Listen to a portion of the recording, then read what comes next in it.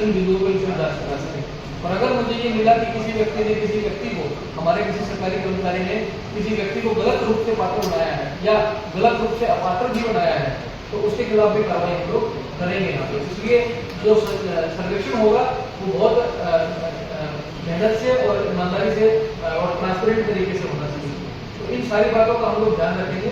आज का जो मुख्य विषय है वो यही है कि इस पूरी योजना की जानकारी जो है हमारे मीडिया बंधु यहाँ पे जो प्रिंट मीडिया से है, इलेक्ट्रॉनिक मीडिया से है, सोशल मीडिया से है, वो सारी बात जो है वो जनपद के हर व्यक्ति तक पहुँच जाए, जिससे कि जो लोग पात्र हैं वो इस योजना का लाभ ले सकें।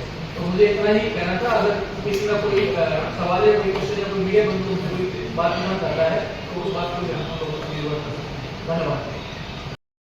योजना ग्रामीण है, उसके तहत जो नए सिरे से सर्वेक्षण होगा उसमें क्या क्या हम लोग लाभ देते हैं। जैसे मैंने बताया कि 1,20,000 रुपए 3 किस्तों में इसका लाभ दिया जाता है। साथ में 6 अन्य योजनाओं में कन्वर्जेंस के माध्यम से इसमें सुविधाएं दी जाती हैं, जैसे वाटर कनेक्शन है या विद्युत कनेक्शन है।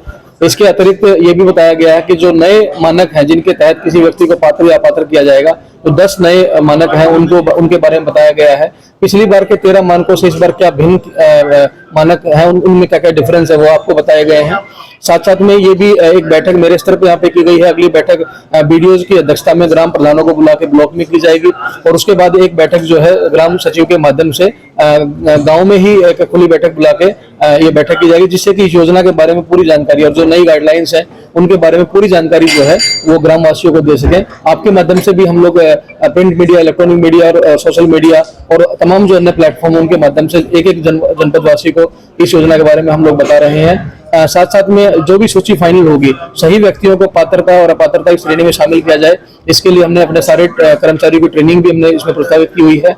और इसके साथ साथ में जो सूची फाइनल बनेगी उसकी जवाबदेही तय करने के लिए हम लोग उस सारी सूचियां ग्राम स्तर पे, ब्लॉक स्तर पे, तहसील स्तर पे और जनपद स्तर पे और हमारी जो वेबसाइट है उस पे भी हम उसको अपलोड करेंगे। अगर किसी जनपदवासी किसी भी नाम के ऊपर अगर उनको लगता है कि जो नाम पात्रता की श्रेणी में है वो गलत आया है, उसके लिए एक विंडो खोलेंगे। उसमें शिकायत करने के लिए एक ईमेल आईडी और एक व्हाट्सएप नंबर हम जारी करेंगे।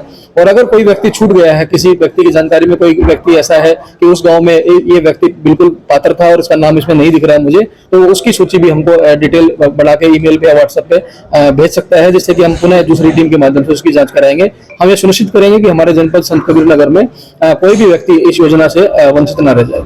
सर, जो भी नहीं पहुंच पा रहा हो, आपसे डायरेक्ट मिलना चाह रहा है, आपसे कहना चाह रहा है, तो ऐसे में किस तरह से जो है उसको ये योजना।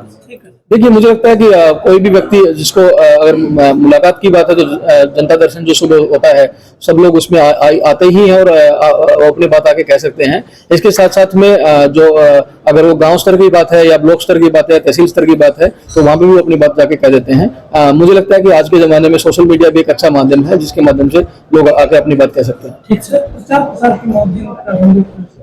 जैसे एक तो यही है कि आज आप सभी लोगों को यहाँ पे इनवाइट किया गया था, आपके माध्यम से हम लोग इसमें सबको जागरूक कर रहे हैं। साथ में प्रधानों को हम बुला के ब्लॉक लेवल पे कर रहे हैं, फिर गांव में भी एक खुली बैठक करके सारी सूचना हम वहाँ पे देंगे। साथ साथ में हमारे जितने भी सोशल मीडिया प्लेटफॉर्म्स हैं उनके माध्यम से भी इसका हम प्रचार प्रसार करेंगे। जो आवास दिलाने की बात किस तरह का प्रशासन व्यवस्था? मैं आपके माध्यम से सारे जनपदवासियों से एक बात बहुत स्पष्ट रूप से कहूंगा कि ये सारी योजनाएं जितनी सरकार की है वो डायरेक्ट बेनिफिट ट्रांसफर के माध्यम से जो आती है वो डायरेक्ट आपके खाते में आएंगी।